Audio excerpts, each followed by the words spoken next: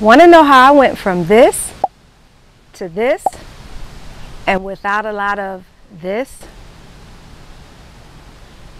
Then keep watching.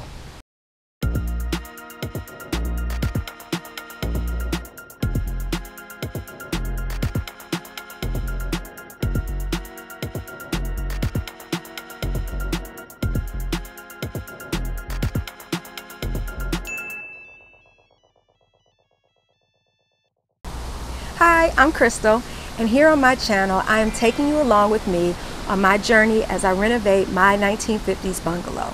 So in today's video, I'm going to show you how I made over my front door and how you can make over yours too. So let's get into it. The main change that I made was to the color of the door. So I went from the hunter green all over to a more vibrant contrasting color in the red family. And I trimmed the windows in white just to give it that extra pop. So the color that I'm using is by Behr, which is Home Depot's brand, and it's called No More Drama. I used Primer Plus because I needed to cover up that green, and I didn't want to bother with stripping the paint first. So it took about 2 coats to get full coverage, and as you can see from the can I'm holding, for my front door, a quart was all I needed. Oh, and here's a pro tip. When you know you have more to paint, simply store the brush and the roller in a plastic bag. By doing this, the roller and the brush are going to stay moist and you don't have to wash it out. So when you come back the next day or in a couple hours, you can just pick up where you left off until you're completely done. You're welcome. Now for the wreath. We're saying goodbye to our old faithful and we're going to make a new one. So first, I spray painted this metal charger plate with black chalkboard paint. I used Rust-Oleum's brand and it took me about 2 coats. Once that dried, then it was time to put the wreath together. Here's what I used to make the whole project. I had a wire cutter. I got the flowers, obviously. I had 2 types. One is my main flower and then the other as a filler. But you can have as many or as few flowers as you like.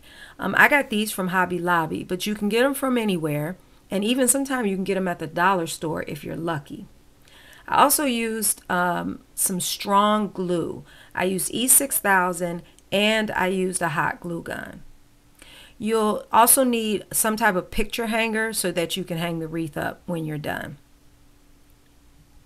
Oh, and you'll also need your message that you want on your sign. I made this welcome sticker for mine, but you can also write your message out in chalk because you did this with chalkboard paint. So that's even more money savings.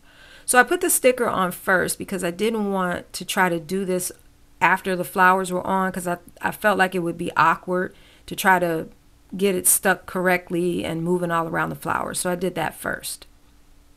So using the wire cutters, I cut off a few long branches from my main flower stems.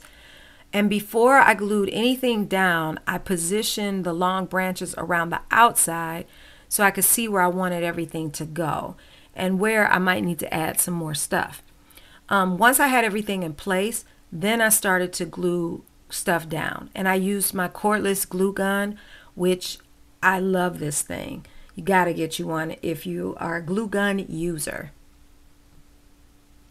There are no rules for this part. I just tried to find places where the stems naturally touch the plate and applied the glue there. If you use hot glue like I am, just be careful not to burn yourself. You can see I did several times. Once I got the yellow flowers secure, I started to place my filler flowers. Again, there are no rules. I cut the stems shorter and then I just randomly placed them in between the yellow flowers.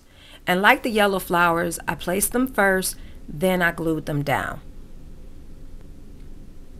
So the last thing to do is add the hanger to the back. Because I had already placed the message, I just had to be careful of where I placed the hanger so that when it was hung up, the message would be straight and not tilted to the side. But if you do it last, if you write it out, then you can put the hanger anywhere. So in my case, I marked where it should go before I put it on, and this is where I used my E6000 glue to put that hanger on. And here's the final result.